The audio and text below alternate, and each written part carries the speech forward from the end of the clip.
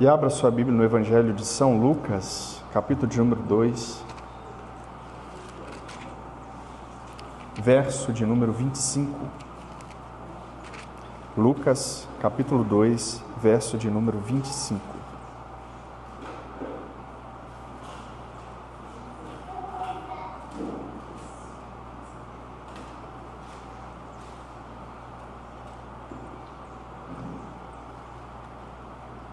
Amém? O texto diz assim, acompanhe comigo. Havia em Jerusalém... Vou aguardar os irmãos acharem. Amém?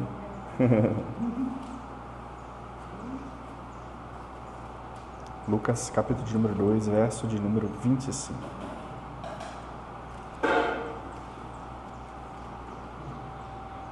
Amém? Glória a Deus. O texto diz... Havia um homem em Jerusalém um homem chamado Simeão, homem este justo e piedoso, que esperava a consolação de Israel, e o Espírito Santo estava sobre ele. Revelara-lhe o Espírito Santo que não passaria pela morte antes de ver o Cristo do Senhor. Movido pelo Espírito, foi ao templo. E quando os pais trouxeram o menino Jesus para fazerem com ele o que a lei ordenava, Simeão o tomou nos braços e louvou a Deus, dizendo: Agora, Senhor, podes despedir em paz o teu servo, segundo a tua palavra. Porque os meus olhos já viram a tua salvação, a qual preparastes diante de todos os povos, luz para a revelação aos gentios, e para a glória do teu povo de Israel. E estavam o pai e a mãe do menino admirados do que dele se dizia. Simeão os abençoou e disse a Maria, mãe do menino: Eis que este menino está destinado tanto para a ruína como para o levantamento de muitos em Israel e para ser alvo de contradição. Também uma espada traspassará a tua própria alma, para que se manifestem os pensamentos de muitos corações. Havia uma profetisa chamada Ana, filha de Fanuel, da tribo de Aser, avançada em dias, que vivera com seu marido 7 anos desde que se casara, e que era viúva de 84 anos. Esta não deixava o templo, mas adorava noite e dia em jejuns e orações. E chegando naquela hora, dava graças a Deus e falava a respeito do menino a todos os que esperavam a redenção de Jerusalém. Amém? Só até aí? Vamos orar mais uma vez?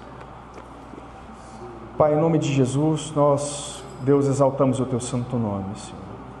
Nessa data especial em que nós comemoramos o teu nascimento, nós o louvamos, ó Deus.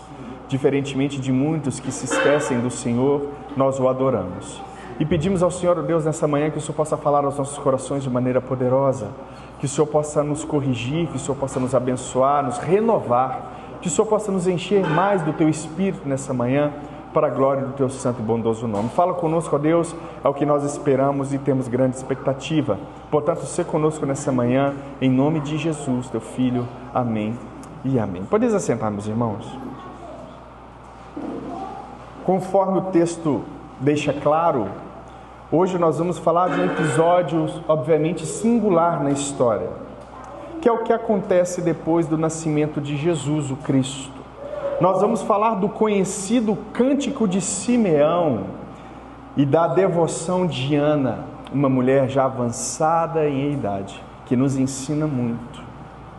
Meus queridos, mas em caráter de introdução, você já experimentou perda de valores na sua vida? Talvez você tenha se apaixonado lá na sua juventude por um homem ou por uma mulher e todas as outras coisas que estão ao seu redor perdem o valor. Quando a gente está apaixonado, os familiares que antes tinham um certo valor perdem o valor, né? A gente foca só no objeto da nossa paixão, né? Mas não é só na paixão que isso ocorre também, infelizmente, na depressão. Quando a gente perde o valor das coisas, perde o valor da vida, a gente entra numa depressão profunda e as coisas já não têm mais o valor que tinham antes. As nossas emoções, elas variam, nós nos encontramos em altos e baixos na vida e as coisas costumam perder o valor. no decorrer da nossa vida, né? As coisas materiais perdem o valor e o nosso coração, às vezes, ele se enche de entusiasmo para adquirir as coisas, os bens materiais, mas às vezes a gente perde esse entusiasmo, a gente já não quer saber de nada. E em determinado momento da nossa vida a gente vai vivendo isso, dando valor às coisas e retirando esse valor a essas coisas. Nós vamos perceber aqui que na vida de Simeão, ele perde o valor, mas de uma maneira diferente do mundo. O verso de número 25 vai dizer: havia em Jerusalém um homem chamado Simeão, homem este justo e piedoso que esperava a consolação de Israel, e o Espírito Santo estava sobre ele. O primeiro ponto interessante que nós vemos nesse breve texto é que Simeão era um homem extremamente justo. Justo e piedoso, o texto vai dizer, e essas são características de um homem temente a Deus. Por quê? Porque para ser justo, obviamente, ele tem que guardar a lei de Deus. Somente a observância da lei, a vivência, a experiência da lei vai fazer com que nós sejamos justos.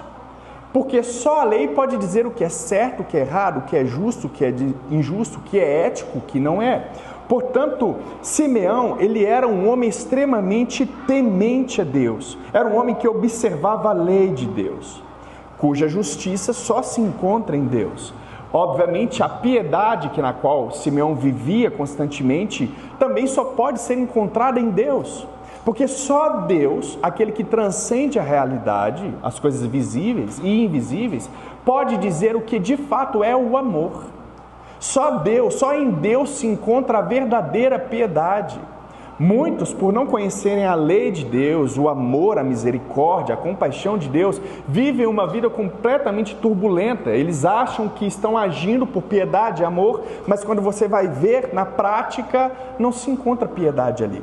Por quê? Porque ela não está baseada na lei e no ser de Deus. Mas Simeão, ao contrário de muitos, era um homem extremamente justo e piedoso. Mas o texto não termina aí com as características boas que Deus encontra em Simeão. Simeão também ele esperava a consolação de Israel. Isso é interessante porque Simeão era um homem que tinha esperança na redenção, no resgate de Israel. Simeão era um homem que tinha esperança no perdão dos pecados de seu povo. Simeão esperava a restauração dessa nação. Portanto, perceba o caráter de Simeão e aprenda com ele. Nós temos que aprender com ele. Simeão era um homem extremamente justo porque ele observava a lei. Ele era um homem piedoso porque conhecia o seu Deus. E ele tinha esperança na restauração, nas promessas do seu Deus. Quem tem esse tipo de características tem que ser um homem que lê as Escrituras, que escuta as Escrituras, que pratica as Escrituras. Mas ele não só era esse tipo de homem letrado, que estudava. O texto vai dizer que ele era um homem que tinha o Espírito Santo de Deus nele. O texto vai dizer, o Espírito Santo estava sobre ele. E isso é interessante porque aquele que tem o Espírito Santo é guiado pelo mesmo, ou seja, é guiado por Deus. Ele tinha o selo do Espírito. Ele era um homem separado, ele era cheio do Espírito Santo.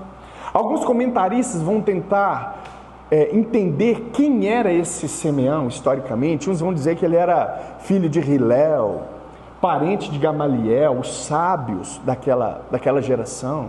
Outros vão dizer que ele chegou a assumir a cadeira máxima do Sinédrio, ele que mandava, mas por causa de suas interpretações que contrariavam o resto da classe, ele foi expulso do Sinédrio, o que demonstra também a devoção e o caráter dele, porque ele não se deixava levar pela corrupção do Sinédrio. Ele não se deixava levar pela corrupção dos sacerdotes e escribas. Por isso, alguns vão dizer, não, ele foi expulso, porque ele era um homem conhecedor, e essas características apontam que ele era ou fora um mestre em Israel. mas por causa de suas interpretações, por causa de sua piedade, por causa de sua justiça, por causa de sua devoção, por causa de sua esperança, e por ser cheio do Espírito, ele foi deixado de lado. Mas essas são questões que não dá para a gente provar absolutamente. São apenas suposições, sugestões de quem seria esse homem fiel a Deus, Simeão. Esse é um homem que não tem descendência. E ele se assemelha muito, ou pode se assemelhar, comigo e com você. Ninguém sabe quem é seu pai, de onde você veio. Talvez você venha de uma família extremamente humilde que não estudou. Você é iletrado. Mas nós somos potencialmente, ou temos essa potencialidade de sermos como Simeão. Homem justo, piedoso, esperançoso e cheio do Espírito Santo. Nós não precisamos de um Hilel como pai. Nós não precisamos de um Gamaliel como parente. Nós precisamos de Deus como pai para ter essas características. E elas estão aí. O versículo de número 26 continua dizendo: revelara-lhe o Espírito Santo que não passaria pela morte antes de ver o Cristo do Senhor, ou seja, o ungido, o Messias. Perceba que Deus revela os seus atos salvíficos aos seus amigos. E essa não é a única coisa, um único tipo de revelação que Deus dirige aos seus servos. Nós vemos isso, por exemplo, em Abraão. Em Gênesis 18, 17, Deus chega no seu conselho e diz, verso 17: então o Senhor disse: esconderei de Abraão o que estou para fazer? Sabe o que isso demonstra, meu irmão? Que Deus, Ele revela as coisas para os seus amigos. Ele revela as coisas que acontecerão no futuro aos seus amigos. Existem outros textos nas Escrituras que mostram que os homens cheios do Espírito, como por exemplo o texto de Joel, que ele daria visões aos seus servos. Os seus servos seriam cheios do Espírito Santo. Deus revela os seus atos aos seus amigos. Especialmente a Simeão, Deus revelou a esse homem piedoso que ele não morreria sem ver a consolação de Israel, que ele não morreria sem ver a esperança brotar para a nação, que ele não morreria sem ver o Cristo, o Messias de Deus. Simeão, ele era um homem íntimo a Deus. Simeão era um homem que orava, era um homem piedoso, como disse aqui nas características deste homem. E a espera dele, a espera de Simeão, ela tem um fim. Ela tem um fim, porque Deus atende às suas expectativas. Esse homem que esperava a consolação de Israel é atendido por Deus. E o seu anseio, a sua expectativa, ela tem um fim, porque Deus, ele se revela a Simeão. Perceba que o desejo santo deste homem é atendido. Muitos dos nossos desejos, das nossas ambições, elas não são atendidas. Você sabe por quê? Porque ela não condiz com a vontade do nosso Deus. Muito do que nós desejamos não está alinhado com a vontade, com o caráter, com as ações de Deus. Ao contrário de Simeão, ele ansiava pela restauração de seu povo, pelo perdão dos pecados de seu povo, e Deus também. Portanto, desejar o que Deus deseja é fundamental. É por isso que nosso Senhor Jesus Cristo nos ensinou a oração do Pai Nosso, que organiza os nossos amores e desejos. Deseje o que Deus deseja, meu irmão. Aí talvez você me pergunte, mas o que Deus deseja? Eu não sei. A oração do Pai Nosso está lá. Deseje e busque o reino de Deus em primeiro lugar. Deseje e busque a santificação do nome de Deus. Deseje e busque o Pai. É isso. Deseje e busque ser alimentado pelo mesmo. Pão nosso de cada dia nos dai hoje. Deseje e busque arrependimento dos seus pecados. Deseje e busque o arrependimento dos pecados dos irmãos que pecaram contra você, ou seja, dos seus inimigos. Está ali o desejo de Deus. O que Deus quer que eu deseje? Está escrito. A oração do Pai Nosso. Simeão aqui tem o seu desejo realizado. Ele tem a sua satisfação plena em Deus. O seu coração estava completamente alinhado ao coração de Deus. Como se não bastasse, verso de número 27, movido pelo Espírito.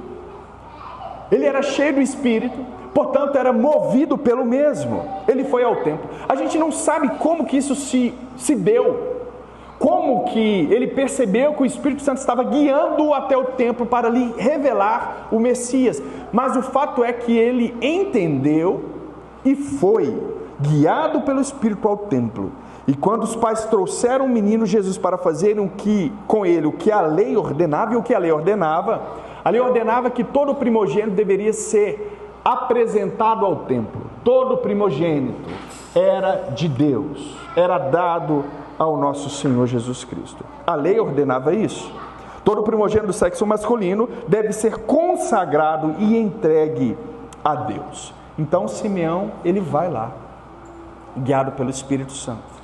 No verso de número 28, Simeão não só vê com seus olhos, ele não só vê a consolação de Israel, mas ele também toma o menino em seus braços, o texto vai dizer, e louvou a Deus dizendo: agora, Senhor, podes despedir em paz o teu servo, segundo a tua palavra, porque os meus olhos já viram a tua salvação. Verso 31, a qual preparastes diante de todos os povos, luz para a revelação aos gentios e para a glória do seu povo Israel. Simeão o toma nos braços, como alguém cheio de esperança, ou como uma mãe que dá a luz. Simeão, ele pega esse menino de uma maneira diferente. Talvez Simeão já tivesse apresentado vários primogênitos em Israel, se de fato ele fora um tipo de sacerdote, ou o principal dos escribas, dos fariseus. De fato, ele já tivera presenciado muitos anúncios, muitos filhos que eram entregues a Deus. Mas com este menino foi diferente. Simeão não só teve a visão da redenção de Israel, do Messias, mas ele também o apalpa, ele também o abraça, ele também o acaricia como uma mãe que deu a luz. E essa expectativa de Simeão fora completamente cumprida, foi completamente absorvida por ele. A sua expectativa, ela teve um fim. E ele diz: agora, Senhor, pode despedir em paz o teu servo segundo a tua palavra, porque a promessa que ele recebera da parte de Deus se cumpriu. Antes que você morra, Simeão, você vai ver o Messias de Deus. Antes que você morra, você vai ver o Cristo. Essa foi a promessa. Agora, depois de ver a redenção de Israel, ele diz: agora, Senhor, pode despedir em paz o teu servo segundo a tua palavra.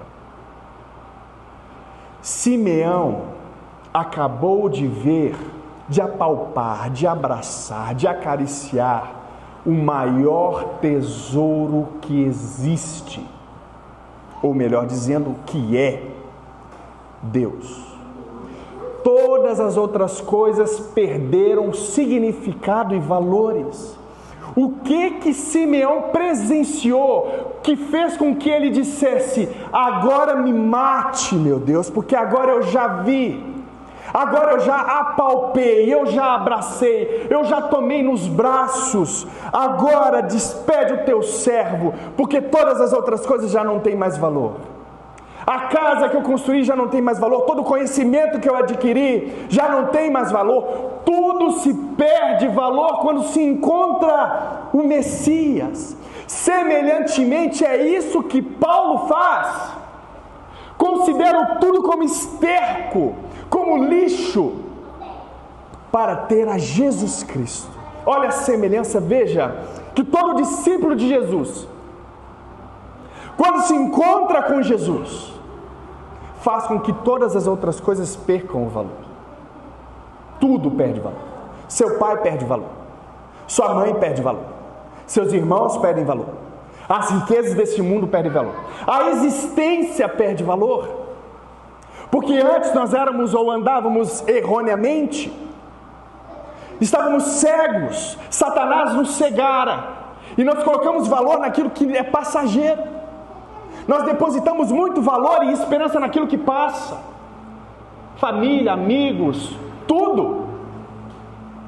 Mas quando se encontra com Jesus, as coisas perdem o valor, porque elas têm valor de coisas.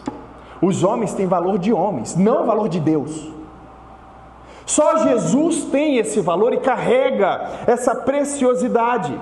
Só Jesus pode. Agora, Senhor, despede teu servo em paz, segundo a tua palavra. Verso 30. Porque os meus olhos já viram a tua salvação. A salvação, ela fora vista. A salvação não era um ser humano qualquer, um menino qualquer. A salvação era Deus em resgate de seus. E este se tornar a luz de povos distantes, ou seja, luz para nós, gentios, e glória para um povo oprimido e humilhado, que é Israel. Agora o Senhor pode me matar. Agora o Senhor pode findar a minha vida. Meus irmãos, em um mundo de muitos desejos, contrários aos desejos de Deus, seja um homem ou mulher, que deseja aquilo que é certo, nós temos que desejar aquilo que é certo, não desejar aquilo que o mundo deseja, mas desejar a busca, por exemplo, do reino de Deus e a sua justiça. Nós precisamos ser semelhantes a este homem, Simeão. Nós precisamos nos agarrar àquilo que tem valor e pedir e desejar aquilo que tem valor, que é o que Jesus demonstra na oração do Pai Nosso. Para termos as nossas petições, os nossos desejos atendidos, o nosso coração deve estar alinhado com o coração de Deus. Não pense que você não é guiado por Deus, porque se você tem o Espírito Santo, você é guiado por Deus. Todos os que têm o Espírito Santo são guiados por Ele. Ainda que a visão que você tem mediante as tribulações na qual você está atravessando, diga o contrário. Todo aquele que é nascido de Deus, a Ele pertence. Sabe o que Simeão está vendo? Simeão está vendo igrejas corruptas, contextualizando, tá? Simeão está vendo um sacerdócio corrupto. Simeão está vendo o seu povo sendo maltratado por o Império Romano. Visivelmente, esperança zero. Mas internamente no coração, esperança à flor da pele. Ele receber a promessa. E deixa eu te dizer uma coisa, meu irmão, nós temos promessas também. Você pode ter promessas particulares que Deus revelar a você através de um profeta, de algum irmão, de sonhos, visões. Mas de uma maneira generalizada nós temos promessas. E a nossa esperança está nessa promessa. E qual é? O retorno de nosso Senhor Jesus Cristo. A restauração de todas as coisas. O consolo para as nossas almas. A nossa esperança se mantém firme. Nós vivemos, nós lutamos do lado do nosso Senhor e Salvador Jesus Cristo, porque nós temos a esperança de seu retorno. É isso. A visão que Simeão tem de Jesus faz com que todas as outras coisas percam seu valor. A nossa visão de Jesus, nós temos, obviamente, por causa da nossa natureza pecaminosa, nós temos que estar recalibrando essas visões, esses desejos o tempo inteiro. Temos que estar diariamente, a nossa visão tem que ser recalibrada. Porque constantemente o mundo tenta nos seduzir. Satanás está aí com uma bandeja oferecendo as suas tentações. Mas nós vimos o Cristo pela fé. Sabe o que isso quer dizer? Quer dizer que os valores do mundo devem ter o valor das coisas, não de Deus. O que eu quero dizer com isso? Que muitas vezes nós desejamos coisas como Deus, e isso é idolatria. Nós colocamos Deus de lado no nosso coração e começamos a buscar essas coisas como se fossem a esperança das nossas vidas, como se essas coisas conseguissem nos redimir desse vazio enorme que nós temos no peito. Nós buscamos esse materialismo para tentar preencher esse vazio. Nós buscamos esse tipo de alegria para tentar preencher esse vazio. Nós buscamos homens, mulheres, entorpecentes, bebida, drogas, para tentar preencher esse vazio. E esse vazio nunca será preenchido, meu irmão, minha irmã. Porque ele só será preenchido por Jesus. E se você viu Jesus pela fé, essas coisas não podem ter o valor de Deus, meu irmão, na sua vida. Essas coisas não podem ter o valor de Deus na minha vida. O peso dessas coisas não pode ter o mesmo peso de Jesus na minha vida. Portanto, cuidado com as seduções deste mundo. Lute diariamente para amar a Deus acima de todas as outras coisas, porque se de fato você viu Jesus, as coisas têm que mudar. Seu casamento tem que mudar. O seu relacionamento tem que mudar. O seu relacionamento no trabalho tem que mudar, na igreja tem que mudar, na rua, na sociedade, na política, na arte, na ciência, tem que mudar. Por quê? Porque você viu algo mais valoroso. Amém, meus irmãos? Verso de número 33. E estavam o pai e a mãe do menino admirados do que dele se dizia. Perceba que depois de turbulências no parto, sem ter um lugar, perceba que eles encontram encantamento e admiração nos pronunciamentos que eles começam a ouvir a respeito do menino. Não só dos reis magos que foram entregar presentes a Jesus e a sua família, mas também deste homem, Simeão. Verso de número 34. Simeão os abençoou e disse a Maria, mãe do menino: eis que este menino está destinado tanto para a ruína, quanto para o levantamento de muitos em Israel, e para ser alvo de contradição. Simeão é usado pelo Espírito Santo aqui com o espírito de profecia. Ou seja, ele diz, esse menino nasceu para a ruína dos perversos, dos soberbos, dos corruptos, dos avarentos, dos invejosos, mas ele também nasceu para a exaltação dos humildes, dos pobres, dos doentes, dos abandonados, dos marginalizados. Ele nasceu também para ser alvo de contradição. A palavra grega aqui para contradição é antilegos, que quer dizer contradizer. Ele nasceu para ser contradito. Muitos irão falar contrariamente aos seus ensinos. Muitos irão falar contrariamente à sua vida piedosa, às suas curas miraculosas. Ele nasceu para realmente fazer um tipo de separação jamais visto no mundo inteiro. E é isso que Jesus tem feito. Ele tem separado muitos. Jesus tem sido alvo de separações. Ele veio para separar pai de filho, filho de mãe. Os inimigos do homem seriam os de sua própria casa por causa do amor a esse Jesus. Nunca na história houve tal separação por causa de um homem.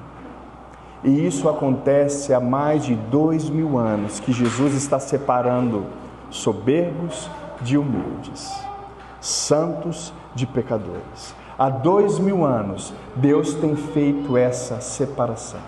No verso de número 35, entre parênteses, Simeão também diz: também uma espada traspassará a tua alma. O que isso quer dizer? Aqui há duas possíveis interpretações. Primeiro, que essa palavra diz respeito ao martírio da própria Maria, mãe de Jesus, que ela sofreria e uma espada seria passada entre sua carne. Mas também tem a interpretação de que Maria poderia sofrer esse tipo de agressão de maneira figurada, simbólica, quando ela presencia a paixão de Jesus, ou seja, o martírio do seu filho, com as chibatadas, com a crucificação. Então isso pode ser interpretado também de uma maneira figurada. Essa espada pode ser uma figura, dizendo como ela, presenciando tal martírio, tal dor, sofreria, como se uma espada traspassasse o seu coração. Mas Simeão continua dizendo, também para que se manifestem os pensamentos de muitos corações. No ministério de Jesus isso foi feito, porque somente no ministério de Jesus ele acusa e manifesta os corações dos falsos sacerdotes, falsos profetas, falsos escribas, fariseus, saduceus, essênios, herodianos. Jesus é aquele que revela o coração e a intenção de todos que estão ao seu redor. Portanto, ele é de fato esse Senhor, esse Deus que sonda corações e esquadrinha pensamentos, porque ele revela corações corruptos, pecaminosos, corações assassinos. É isso que Jesus de fato faz. Portanto, o nascimento de Jesus, ele não só traz esperança para um povo piedoso que o espera, mas ele também traz ruína para um povo soberbo, pecador e assassino. Mas perceba, no verso de número 36, o que é interessante. Havia uma profetisa chamada Ana, filha de Fanuel, da tribo de Aser.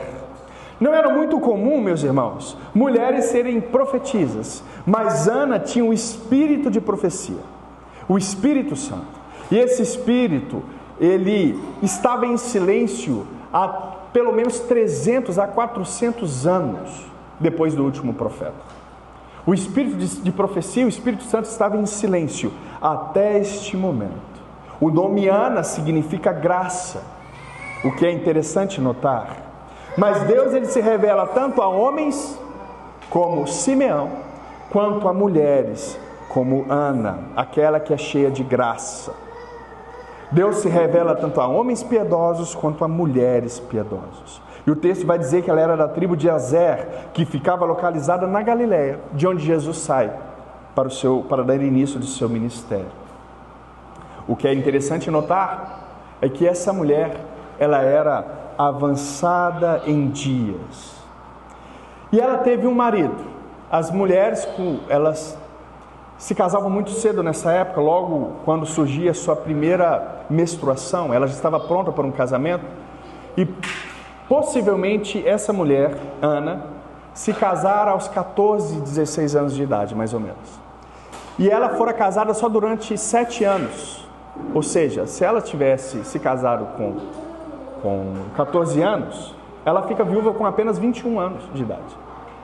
E alguma coisa acontece em seu coração, porque uma mulher com 21 anos de idade, viúva, ainda estava obviamente apta para novos relacionamentos. Mas alguma coisa acontece no coração de Ana que ela se priva desse tipo de relacionamento. Agora ela se inclina a um relacionamento completamente exclusivo com o seu Deus. O texto vai dizer, ela era viúva, e uma viúva de 84 anos de idade. Esta não deixava o templo, mas adorava noite e dia em jejuns e orações. O que esse texto nos ensina, meu irmão? Nos ensina que não importa a idade que eu tenha, a devoção que eu tenho que ter para com Deus tem que ser uma devoção extremamente jovem. Ana, o que Ana tinha? Ana, ela se doava para o templo. O texto vai dizer que ela vivia no templo. Ela vivia na igreja o tempo inteiro. Só que ela não estava ali só para fofocar, não, para saber da vida dos irmãos, não. O texto vai dizer que essa mulher, aos 84 anos, ela jejuava constantemente.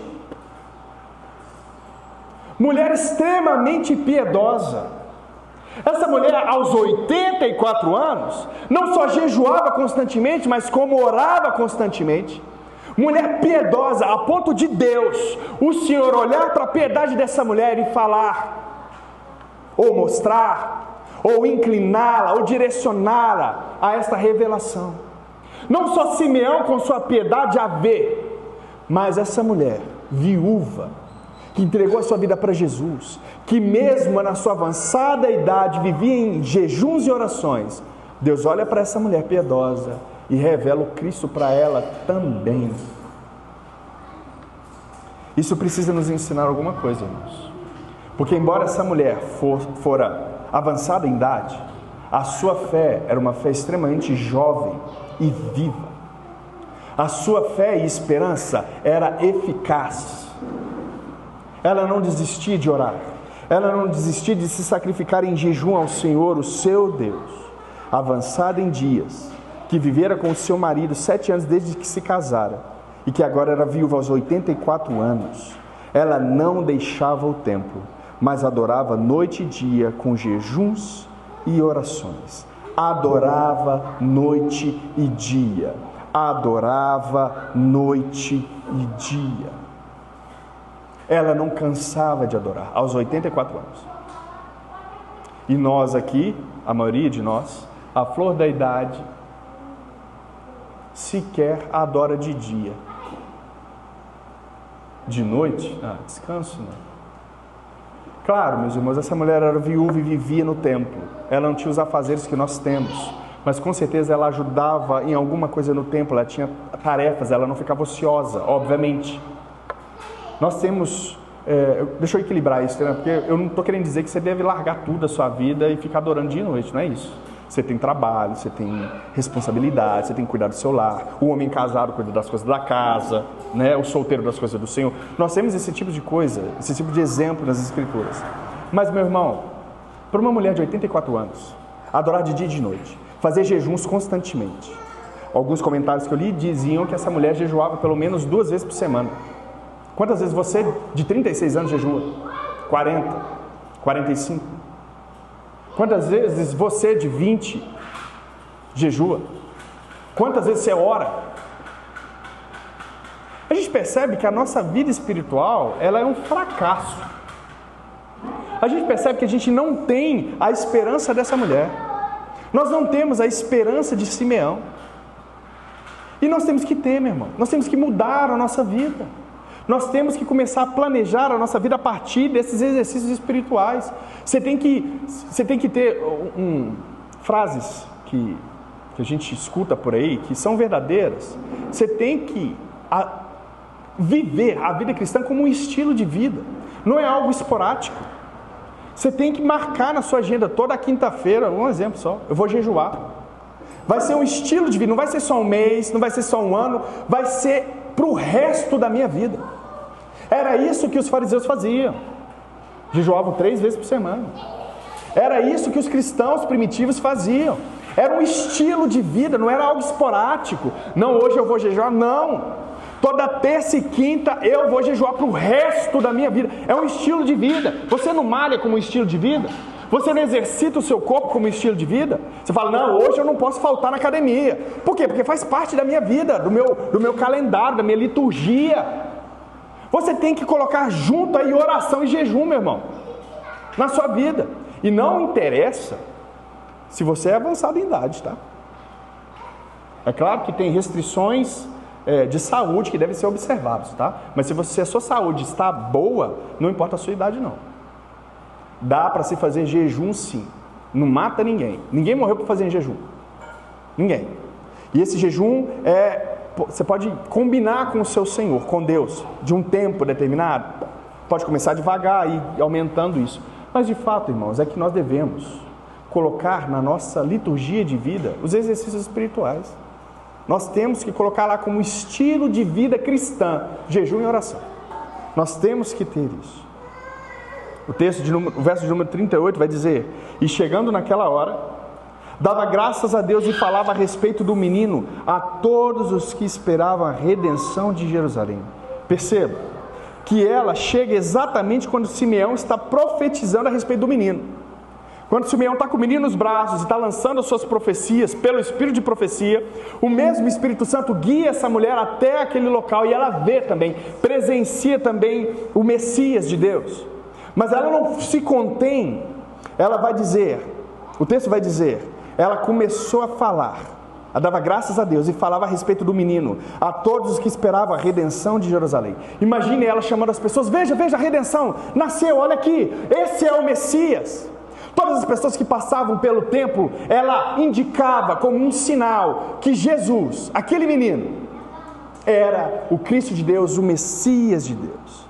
Ela compartilhava da graça, ela compartilhava da vida de Jesus Cristo.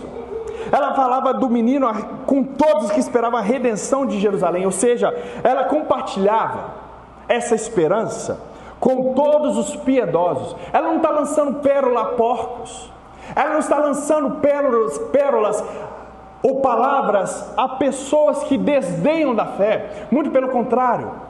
Ela sabe exatamente por vivenciar, presenciar muitas coisas no tempo, ela sabe quem é piedoso e quem não é. Talvez fora revelado pelo próprio Deus quem era piedoso e quem não era. Só que ela compartilhava essas coisas. Ela compartilhava essas coisas com esses homens. Perdão. Ela compartilhava essas coisas com aqueles que esperavam a esperança, que esperavam a redenção de Israel. contextualizando, e finalizo aqui. Primeiro, não desanime, meu irmão, nem se entristeça por se tornar alvo de contradições. Primeiro ponto. Por quê? Porque Jesus é essa pessoa. E se perseguiram o nosso Senhor, também vão perseguir a gente. Se você é um ponto de contradição na sua família, não se entristeça por causa disso. Eu sou na minha, tá? Eu sou da minha. Falam, eu já comentei isso aqui com os irmãos muitas vezes. Me chamam de santarrão. Esses dias para trás, por causa das festas de final do ano, um familiar meu chegou para os meus pais e falaram assim: não vou nem encontrar o João, o santo dos santos. Não dá para ficar perto dele. Eu sou alvo de contradição. Você também será. Então, não se entristeça por causa disso no trabalho, perseguições no trabalho, zoações. Não se entristeça por causa disso na igreja. O joio está aí no meio. Não se entristeça com essas coisas, mas seja firme como Jesus o fora, como os apóstolos o foram. Jesus foi perseguido, nós seremos perseguidos também. Deixe Deus manifestar os corações gananciosos. Deixe Deus mostrar para você, ou para todos que estão ao redor, quem são os corruptos. Esses homens que se rebelam contra a justiça, a piedade e a esperança têm os seus corações manifestados. Deixe Deus manifestar.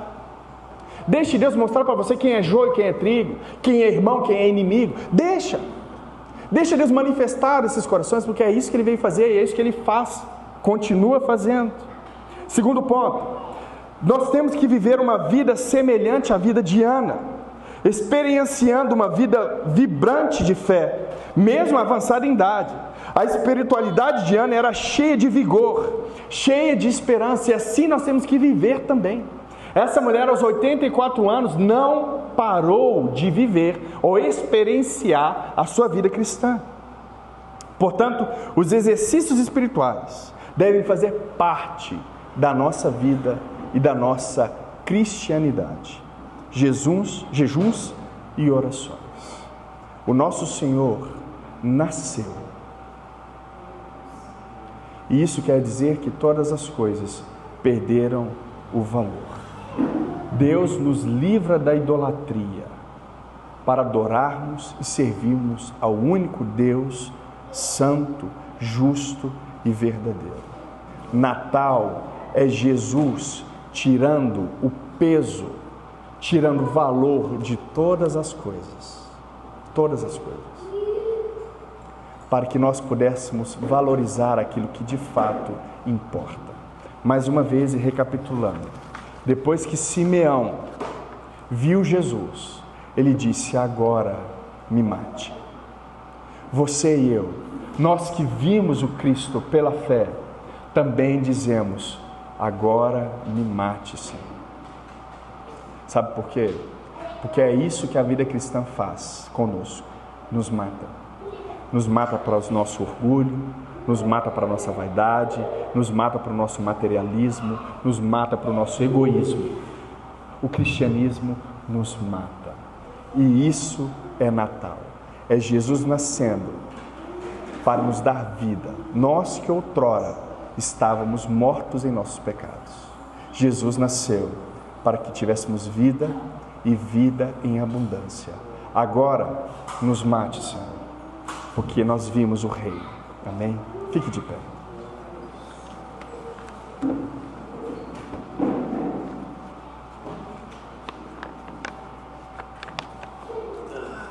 Oremos ao Senhor. Pai, em nome de Jesus, nós te damos graças, ó Deus, porque o Senhor nasceu, viveu conforme a lei, sem pecado, se entregou como sacrifício. Ninguém tirou a sua vida do Senhor, o Senhor a deu de maneira espontânea. O Senhor a deu para que pudéssemos ter vida. O Senhor morreu numa cruz para que o teu povo pudesse ter vida e vida em abundância. Senhor, tenha misericórdia de nós. Tenha misericórdia de nós e nos ajude, ó Deus, a valorizar aquilo que de fato tem valor, que é o Senhor. Nós vimos o Senhor. O Senhor se revelou a nós como o Messias, o Salvador. aquele que resgata o povo de suas dívidas, a dívida do pecado. O Senhor nos resgatara. O sacrifício que o Senhor ofereceu ao seu Pai, ao nosso Deus, foi aceito. E a ira desse nosso Deus foi satisfeita. Em Ti temos esperança, a esperança do retorno, a esperança de uma nova vida, livre agora da condenação do pecado, livre das inclinações pecaminosas, mas farta de vida, farta de fé. Meu Pai, em nome de Jesus, nos ajude, ó Deus, a viver a vida de Simeão, ou a desvalorizar aquilo que tinha valor. Meu Senhor, nos mate diariamente para nós mesmos, que o nosso eu possa morrer, que esses pecados autônomos, a autonomia, possa morrer em nós, a vaidade, o orgulho, enfim, todas essas coisas, para que possamos de fato viver a vida que o Senhor quer que a gente viva, a vida no Senhor, buscando o Teu reino e a Tua justiça, acima de todas as coisas. Nos ajude a sermos piedosos como Simeão, justos como Simeão, esperançosos como Simeão e cheios do Espírito como Simeão. Nos guie, ó Deus, em nome de Jesus Cristo, e nos faça ter uma fé revigorante como a fé de Ana, que mesmo aos 84 anos de idade tinha o seu vigor ali, tinha a sua esperança, era uma mulher ativa, com jejuns e orações constantes. Nos ajude, ó Deus, a ter esse estilo de vida, o estilo de vida de Ana, marcada por exercícios espirituais, marcada por piedade, marcada por evangelismo, porque ela anunciava o Jesus Cristo, o Messias, a esperança a homens e mulheres piedosas. Aqui está o Messias, dizia ela. Que nós possamos, ó Deus, anunciar para todas as pessoas que nos cercam o Teu nascimento, porque isso é Natal. O Cristo nasceu. Portanto, todas as coisas perdem valor, porque o maior valor se encontra no Deus da nossa salvação, em Jesus Cristo. Senhor, tenha misericórdia de nós em nome de Jesus. Erga os seus braços. Que a graça de nosso Senhor Jesus Cristo, que o amor de Deus, o nosso Pai, as doces consolações do Espírito sejam com cada um de nós, em nome de Jesus. Um excelente Natal e que Deus te abençoe toda a sua família, em nome de Jesus. Vão em paz.